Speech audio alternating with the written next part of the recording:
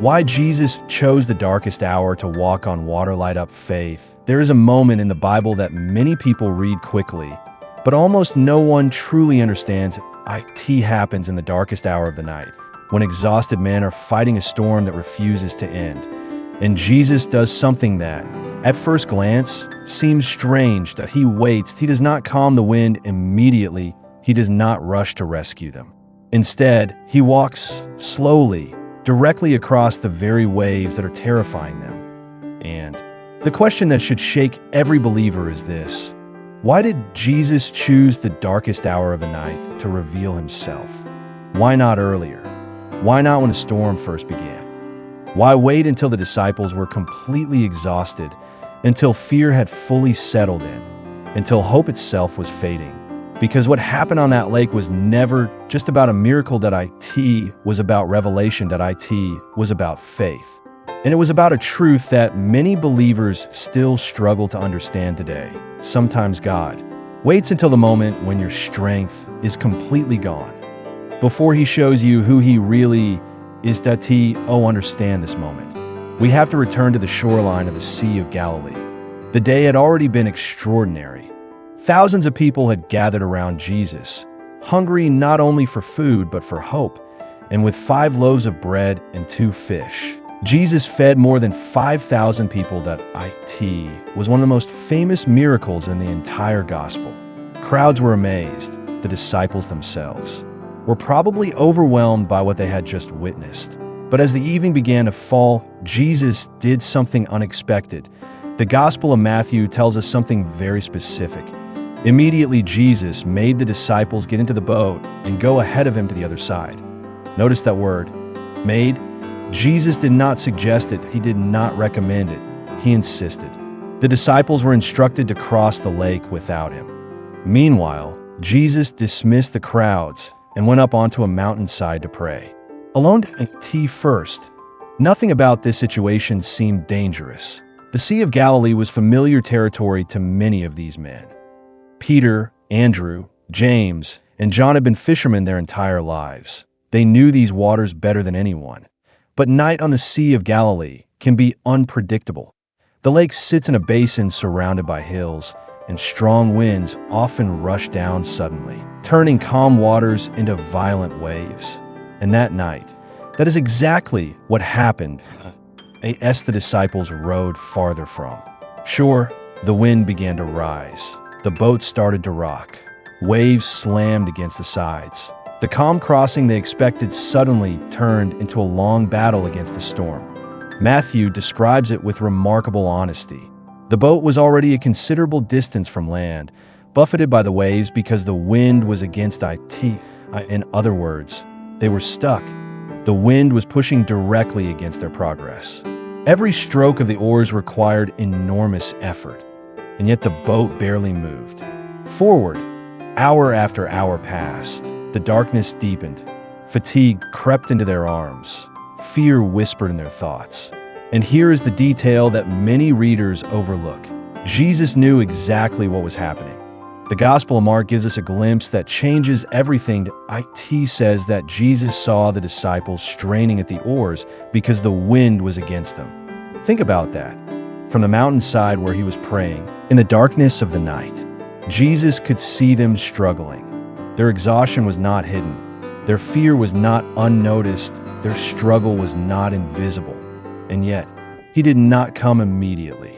This is where many believers feel uncomfortable, because we often imagine that if God sees our struggle, he will intervene instantly. But the story tells us something deeper. Jesus waited, not because he did not care, but because the timing of the miracle mattered. The disciples continued rowing. The storm grew stronger. The hours dragged on. Ancient Jewish culture divided the night into 4 watches. The first watch lasted from 6 p.m. to 9 p.m., the second from 9 p.m. to midnight, the third from midnight to 3 a.m., and the fourth watch was from 3 a.m. until sunrise. That it was considered the darkest and most difficult part of the night. Why that hour? The body is exhausted. The mind grows weak. Hope begins to fade. And that is exactly when Jesus chose to move. Matthew writes something incredibly precise. Shortly before dawn, Jesus went out to them, walking on the lake. Not swimming, not struggling. Walking. Imagine the scene: a violent storm, a small fishing boat, rocking violently in the waves. Men who had been rowing for hours with almost no progress. The sky still dark, the wind still howling. And then, out of the darkness, a figure appears on the water. First, the disciples cannot comprehend what they are seeing. Human beings do not walk on water. It violates every expectation of nature, and so their fear explodes into panic. The gospel says they cried out in terror. "It's a ghost," they said. Their exhaustion had distorted their perception. They were seeing a miracle, but their fear interpreted it as something terrifying. And here's one of the most beautiful moments in the entire gospel. Jesus speaks. He does not rebuke them. He does not criticize their fear. He does not say, "Why don't you trust me?" Instead, his first words are pure comfort. Take courage. Don't be afraid. Those words carry deeper meaning than most people realize. In Greek, when Jesus says, "It is I," the phrase echoes the divine name. Ego eimi. I am. The same language God used when revealing himself in Scripture. In other words, Jesus was not just calming their fear, he was revealing his identity. But the storm had shaken the disciples so deeply that even now, faith struggled to rise. Then something remarkable happened. Peter spoke. Peter has often been misunderstood throughout history. Many people think he was reckless or impulsive. But in this moment, Peter shows something profound. He does not jump blindly. He asks for confirmation. "Lord, if it is you, tell me to come to you on the water." This is not foolishness. It is relational faith. Peter wanted to move toward Jesus, but only at his command. And Jesus responds with a single word. Come. No explanation. No long speech, just an invitation. Come. And Peter does something that no other human being had ever done. He steps out of the boat. Think about that moment. The storm has not stopped. The wind is still raging. The waves are still crashing. The boat is still unstable. Yet Peter climbs over the edge and places his foot on the water. And for a moment, the impossible happens. He stands. Then he takes another step, and another. Peter begins walking on the water toward Jesus. It is one of the most extraordinary acts of faith recorded in the Bible. But then something shifts. Peter notices the wind. He hears the roar of the storm. He sees the waves rising around him. And suddenly his focus changes. Instead of looking at Jesus, he looks at the storm. And the moment his attention shifts, fear returns. Scripture says he began to sink. But before the water can swallow him, Peter cries out with a simple prayer. "Lord, save me." 3 words. In theology, in eloquence, just desperation. And the Bible tells us something beautiful. Immediately Jesus reached out his hand and caught him. Immediately, Jesus did not hesitate. He did not let Peter struggle longer. He caught him.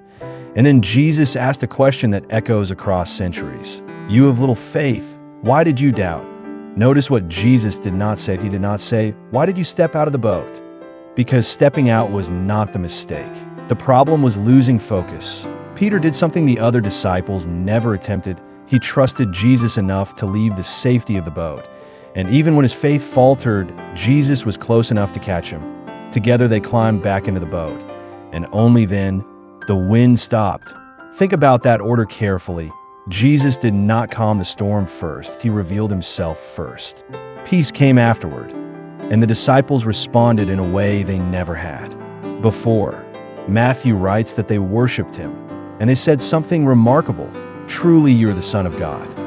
This was the first time in Matthew's gospel that the disciples collectively worshiped Jesus in this way. Not after feeding the 5,000, not after healing the sick, but after surviving the storm. Because the storm revealed something that comfort never could. It revealed who Jesus truly is. And this is where the story begins to speak directly into our lives. Many believers assume that if they are following God, life should become easier. But the disciples were in that storm because they obeyed Jesus. They were not outside God's will. They were inside it. The storm was not evidence that God had abandoned them, that it was the place where they would discover Him more clearly than ever before. Sometimes the most powerful revelations of God do not happen in comfort. They happen in exhaustion. They happen in fear. They happen in the fourth watch of the night, when your strength is gone and all you can do is hold on. And that is when Jesus often appears, not always to remove the storm immediately, but to show you that the storm was never in control. There's a reason the Bible records that moment so precisely, that it was the fourth watch of the night. Not the beginning of the storm, not the middle of the struggle, but the hour when the human body is weakest, when the mind grows heavy, and when hope feels dangerously thin. In ancient times, the fourth watch was known as the hour when most people lost the battle against exhaustion. Soldiers struggled to stay awake. Workers collapsed into sleep. Even the strongest bodies began to surrender to fatigue. And it was at that exact hour that Jesus chose to reveal Himself. That detail is not accidental. It reveals something profound about the way God often works. Many of the greatest moments of divine revelation in Scripture happened when human strength had reached its limit. Abraham encountered God's promise when his body was as good as dead and hope for a child had vanished. Moses stood before the Red Sea when the army of Pharaoh was closing in behind him, and there was no path forward. Elijah collapsed under a tree in the wilderness, convinced his mission had failed, before God spoke to him in a whisper. Even Paul confessed in his letters that God's power is made perfect in weakness. Again and again, the pattern appears. God often reveals Himself most clearly when human strength has nothing left to rely on. The disciples on that boat were not simply tired. They were empty. Every stroke of the oars had drained them. Every gust of wind had stolen a little more of their hope. They had been fighting the storm for hours, and still, the shore was nowhere in sight. This is the moment when many people begin asking the questions that haunt the human heart. Where is God? Does He see what I'm going through? Does He care that I'm struggling? The disciples did not say those words out loud, but their situation carried the weight of those questions. And yet the gospel quietly tells us something that changes everything. Jesus saw them, that He saw the disciples straining at the oars. Their suffering was never hidden. Their struggle was never invisible. The delay was not ignorance, that it was intention. That truth is uncomfortable for many believers because we naturally assume that love must move quickly. But divine love is not always rushed. Sometimes it waits because something deeper is being formed. If Jesus had appeared the moment the wind began to rise, the disciples might have appreciated the miracle, but they would not have understood it. They would have seen power, but they might not have recognized authority. That'd be why, waiting until the fourth watch, Jesus ensured that the lesson would never be forgotten. The disciples would remember that night for the rest of their lives. And there's another detail that deserves careful attention. When Jesus appeared, He did not calm the storm first, He walked on it. That choice was not just dramatic, that it was symbolic. Throughout the Bible, the sea often represents chaos, danger, and the uncontrollable forces of the world. In the book of Psalms, we read words like these: "The waters saw you, God, the waters saw you and writhed. The very depths were convulsed." The sea was a symbol of everything humanity feared. Unpredictable, powerful, impossible to control. But when Jesus stepped onto the water, He was declaring something extraordinary. Chaos itself was beneath His feet. The very thing that terrified the disciples had become the path He walked upon. This was not just a miracle of nature, it was a revelation of authority. The storm did not control Jesus. Jesus controlled the storm. But notice the order of events. Jesus did not calm the wind immediately.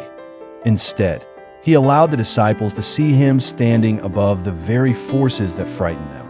Only later, when He entered the boat, did the wind finally fall silent. This sequence teaches something deeply important about faith. Many people believe peace comes first and faith follows. But in this story, the opposite happens. Faith begins while the storm is still raging. The disciples saw Jesus before the storm stopped. Peter stepped onto the water before the wind calmed. Trust came before stillness, and that is often how faith grows in our own lives, that we want God to remove the storm so we can believe. But God often reveals himself within the storm so that belief can be born. When Peter stepped out of the boat, he did not step into safety, he stepped into uncertainty, he stepped into wind, he stepped into waves. And yet something miraculous held him up for a brief moment. Peter experienced the impossible, that he walked where no human being could walk. But the real lesson of Peter's story is not the moment he stood on the water, that it is the moment he began to sink. Because that moment reveals something about every human heart. Fear grows wherever focus shifts. As long as Peter looked at Jesus, the storm lost its power. But the moment he focused on the wind, fear returned. The waves had not changed. The storm had not grown stronger. Only his focus had shifted. How often does the same thing happen in our own lives? We begin with faith, that we step forward in obedience. But somewhere along the journey, we start looking at the storm again, that we notice the uncertainty, that we notice the obstacles, that we notice the voices telling us that what we are doing is impossible. And slowly, fear begins to whisper again. That Peter's story reminds us that faith does not require perfection. Even when he began to sink, Peter did something profoundly wise. He cried out to Jesus, "Lord, save me." Those three words contain the essence of prayer in performance, in complicated language, just honest dependence. And the response of Jesus reveals the heart of God. Immediately he reached out his hand. Immediately. Not eventually. Not after a lecture. Immediately. The hand of Christ was already close enough to catch him. And that truth carries enormous comfort, because it means that even when our faith falters, Christ does not abandon us. Even sinking faith can still be rescued. The disciples watching from the boat must have been stunned. They had already witnessed many miracles. They had seen Jesus heal the sick, restore sight to the blind, and feed thousands with almost nothing. But this moment was different, because now the miracle was happening in the middle of their fear. Not on land, not in front of cheering crowds, but in the darkness of a storm. And when Jesus and Peter climbed back into the boat, something extraordinary happened. The wind stopped, just like that. Silence replaced chaos. The waves settled. The boat stopped rocking. But the most important change was not in the weather, it was in the hearts of the disciples. Scripture tells us they worshiped him. For the first time, they collectively declared something that had been slowly growing in there. Understanding, truly you are the Son of God. The storm had accomplished something that comfort never could. That it had revealed the identity of Jesus more clearly than any sermon. And that is the deeper reason Jesus chose the darkest hour. Because darkness has a way of removing illusions that in daylight we often rely on our own abilities, our plans, our strength, our control. But the fourth watch of the night strips those things away. Fatigue humbles us, fear exposes us. And in that vulnerability, we become able to recognize something greater, the presence of God. Many believers misunderstand the purpose of storms. They assume hardship means something has gone wrong. But Scripture repeatedly shows that difficulty is often part of God's process. Joseph was betrayed and imprisoned before he became a ruler. David spent years hiding in caves before he sat on a throne. Paul endured imprisonment, shipwrecks, and persecution before his letters transformed the early church. In each case, the storm prepared the revelation. The trial shaped the faith that would later carry their calling. The disciples needed that night on the lake. Without it, they might have admired Jesus, but they would not have worshipped him. The difference between admiration and worship is revelation. Admiration sees a teacher. Revelation sees the Son of God. And storms have a way of forcing that revelation. Because when every other hope fails, the presence of Christ becomes unmistakable. Perhaps that is why this story still speaks so powerfully today. Everyone experiences a fourth watch. Seasoned at a time when progress feels slow, when prayers seem unanswered, when strength begins to fade. Those are the moments when faith feels hardest. But there are also the moments when God often reveals himself most clearly. The disciples thought the storm meant they were alone, but Jesus had been watching them the entire time. They thought the waves were in control, but the waves were simply the path Jesus would walk upon. They thought the night would never end, but dawn was already approaching, and same truth echoes into every life today. The storm you fear may not be the place where God has abandoned you. The IT may be the place where he intends to reveal himself most clearly. Because when Jesus walks into the darkness, everything changes. Fear loses its authority. Chaos loses its power. And faith begins to see what it could not see before. That is the message of the fourth watch. Not that storms disappear instantly, but that Christ appears precisely when hope feels weakest. And when he steps into the boat, peace follows. If this message spoke to your heart today, take a moment right now and support this mission. Subscribe to the channel Light Up Faith and become part of a community that seeks to understand the deeper truths of Scripture. Like this video, share it with someone who may be walking through their own storm, and comment below with the words, "Jesus meets me in the fourth watch." Because someone out there needs to know that the darkest hour is not the end of the story. Sometimes it is the moment when Jesus is already walking toward you. And here on Light Up Faith, we will continue uncovering the powerful truths of the Bible one story at a time, until the light of faith rises in every heart.